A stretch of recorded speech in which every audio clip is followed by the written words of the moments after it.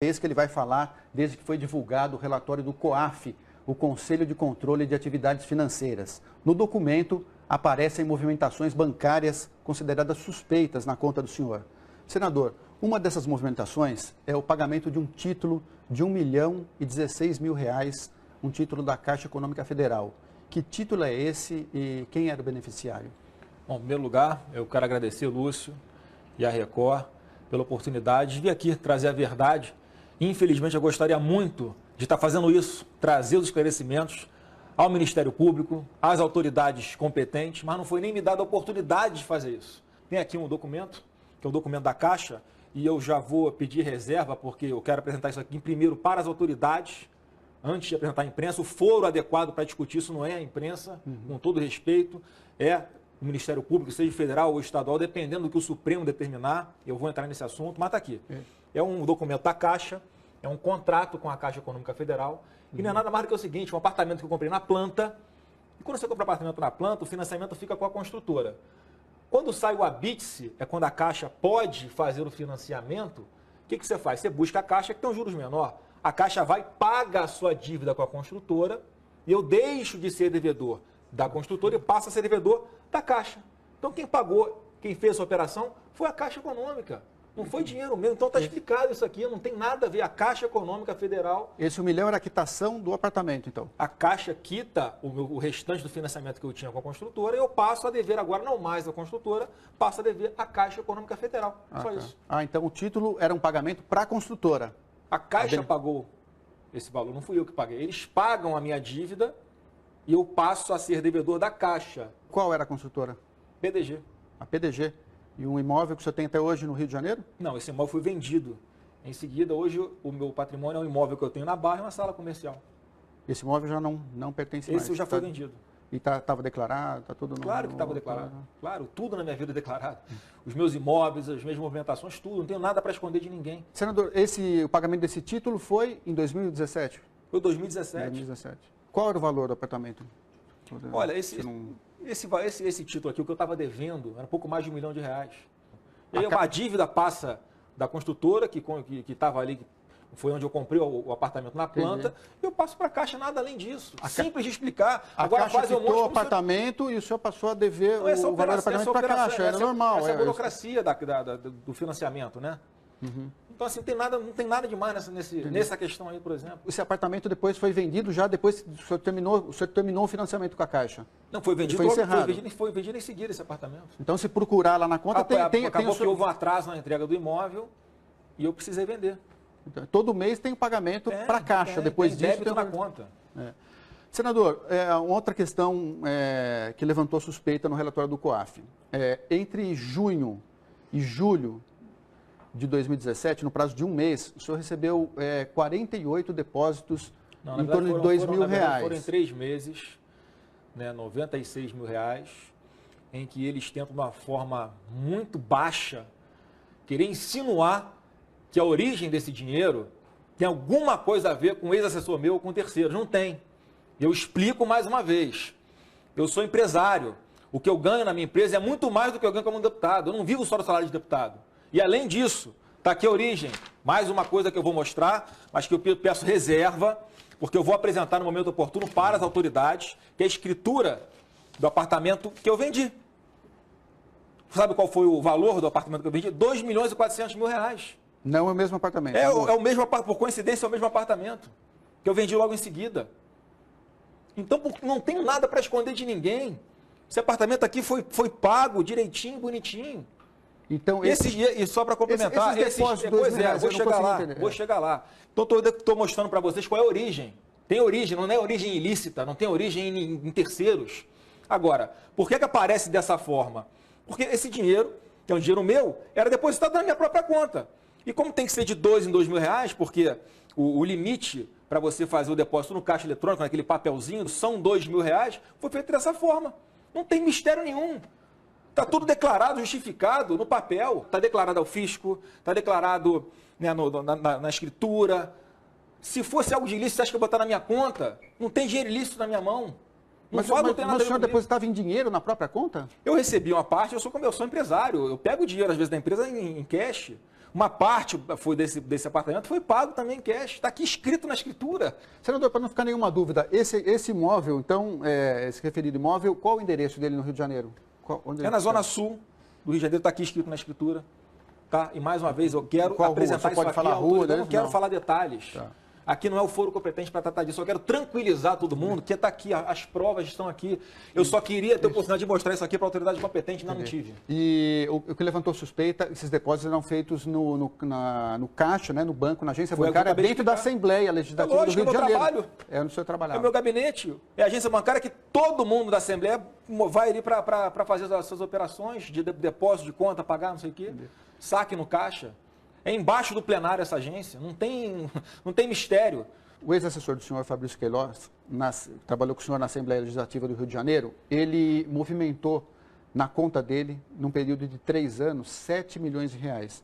Ele mora numa casa simples, ele recebia um salário, né, segundo se divulga aí, de 23 mil reais. O senhor acha que é compatível essa movimentação com a vida que ele levava e com o salário que ele recebia? Olha, o que meu ex-assessor faz ou deixa de fazer é a responsabilidade dele. Eu não tenho como saber o que aconteceu, porque a imprensa às vezes coloca de um jeito, né? Você pega, antes era um ano, o vazamento que foi do estilo dele foi de 1 ano. Aí ele movimentou 1.200.000 reais. Aí você vai ver, não foi 1.200.000 reais. Foram 600 mil reais que entraram e 600 mil reais que saíram. E quando ele me diz, ô Lúcio, lá no começo, que eu fui questioná-lo, que dinheiro é esse? E eu até falei, ele me deu uma explicação plausível. O que ele me falou? Ele falou que grande parte desse dinheiro era dinheiro dele, né, que ele como policial recebia, na Assembleia recebia, e a família depositava na conta dele. Só isso aí já dá 80% da movimentação desses 600 mil reais. E os outros, você falou assim, chefe, isso aqui eu explico facilmente, não tem nada de ilegal, pode ficar tranquilo. Eu fui para a imprensa e falei, ele me deu uma explicação plausível, mas quem tem que ser convencido não sou eu, é o Ministério Público. Senador, causou estranheza que o senhor entrou com um pedido de suspensão do processo no Supremo Tribunal Federal, né, alegando o fórum privilegiado, que o senhor tinha tido o sigilo quebrado. Não foi isso. Por que o senhor fez esse pedido? Bom, te agradeço pela pergunta, Lúcio, porque é importantíssimo esclarecer de uma vez por todas para todo o Brasil. Não pedi foro privilegiado no STF. O que eu fiz foi uma reclamação, que é o remédio jurídico correto, para perguntar ao Supremo Tribunal Federal, obedecendo a uma decisão do próprio STF, que lá atrás decidiu sobre o foro, e tem uma vírgula que fala assim, ó, caso a caso, o Supremo Tribunal Federal dirá qual é o foro competente. Se é o Rio de Janeiro, o MP do Rio, ou se é Brasília, o MP federal. Então, a decisão ali que o Supremo vai tomar é para onde é que eu tenho que ir prestar os esclarecimentos, aonde é que eu vou levar isso aqui. O senhor não quis travar a investigação. Dentro do corpo disso, eu já informei ao Supremo as atrocidades que estão acontecendo aqui comigo. Meu sigilo bancário quebrado, sem autorização judicial. Provei ali que, além de quebrarem o meu sigilo sem autorização, Lúcio, eles deram publicidade para isso. Por que essa pressa? Tudo no seu tempo, eu vou prestar esclarecimento à autoridade competente. Por que essa perseguição comigo? Senador, o que levantou muita suspeita é o seguinte, existe uma prática nas assembleias de todo o país, câmaras municipais, até no Congresso, de reter uma parte do salário de funcionário. O deputado, o vereador, contrata e depois recebe um percentual do salário do funcionário. O senhor alguma vez reteve o salário de alguém que trabalhou com o senhor na Assembleia? No meu gabinete, não. E se eu soubesse que alguém estivesse cometendo isso, eu era o primeiro a denunciar e mandar prender. Porque todo mundo sabe, quem me conhece, quem me acompanha no dia a dia, sabe que não tem sacanagem comigo. Tá? Se eu quisesse dinheiro, eu não tinha aceitado algumas ofertas tranquilas de doação eleitoral para minha campanha, bonitinha, de empresários que queriam ajudar o Brasil. Recusei milhões de doações de campanha. Não quero fazer, digo mais, em alguns períodos no meu gabinete, cargos ficaram vagos. Se eu tivesse o intuito de ganhar dinheiro com isso, eu acho que ia deixar cargo vago. Quantos funcionários o senhor tinha na Alerj? No gabinete são 20, mais ou menos. 20. Aí varia, os cargos podem ser fracionados, tá? Mas nunca foi, meu gabinete é enxuto, funciona, todo mundo trabalha. Todos recebiam salário integral? Todo mundo trabalha, cara. O que a pessoa faz com o dinheiro dela não tem como controlar. Senador, voltando no assunto do STF, o pedido que o senhor fez ao STF relativo à investigação feita pelo Ministério Público do Rio de Janeiro. O que o senhor achou da fala do ministro Marco Aurélio? Ele disse que casos como esse, ele devolveu para o processo onde está a investigação de origem, que seria o Ministério Público do Rio de Janeiro. O que o senhor achou da fala dele? Lúcio, o STF, os ministros do STF, suas decisões são soberanas. Pelo que eu saiba, o ministro Marco Aurélio Mello está de férias. Então, ele não teve acesso ainda ao teor da reclamação que eu fiz junto ao Supremo Tribunal Federal. Então, com certeza, ele tem uma fala que para mim é fundamental. E diz o seguinte: eu não olho capa de processo, eu olho o conteúdo do processo. Então, fico muito feliz que o ministro Marco Aurélio tenha falado isso, porque é só isso que eu quero. E ele vai ter oportunidade de ver que dentro do processo, como eu estou sendo arbitrária e ilegalmente lesado, porque tive o sigilo bancário quebrado, porque foi dado publicidade para isso em rede nacional, muito antes de eu ser ouvido. Não tem sentido isso tudo que está acontecendo comigo. Então, não tenho dúvida que o ministro Marco Aurélio, ao analisar as nulidades que existem nesse procedimento, que eu também incluí nessa reclamação, ele vai tomar a decisão dele, certamente a decisão mais acertada. Na opinião do senhor, esse processo deveria correr em Brasília?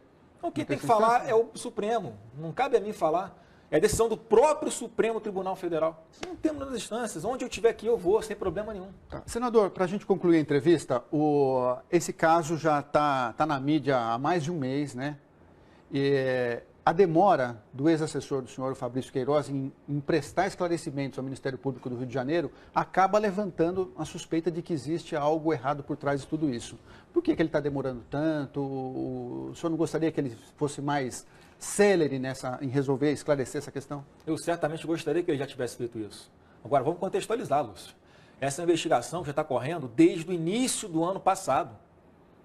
E muito antes do meu ex-assessor ser intimado para comparecer ao Ministério Público, já foi vazado todo o seu sigilo bancário também, que foi quebrado sem autorização judicial. Não tenho procuração para fazer defesa dele.